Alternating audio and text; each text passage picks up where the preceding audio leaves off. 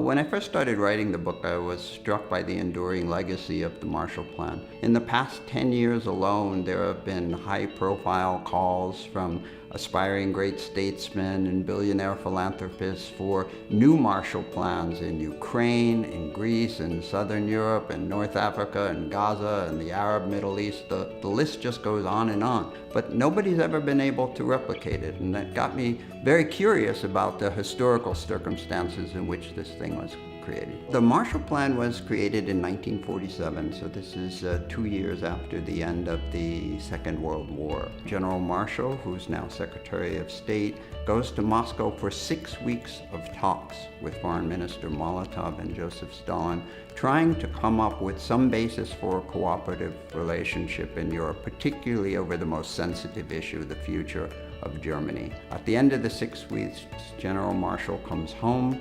and he decides that cooperation is finished, that the Soviets are actually dedicated to making the situation in Europe worse in order to expand his own control over Europe.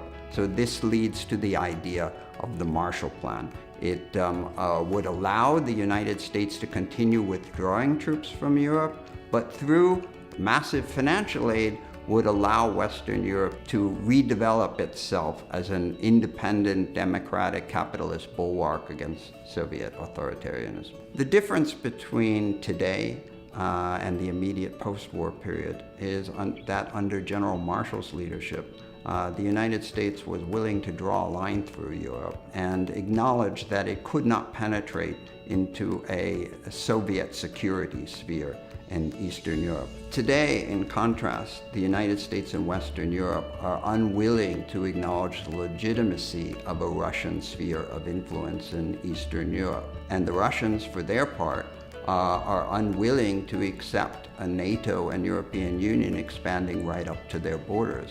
So until we resolve the roots of that conflict, it will only get worse.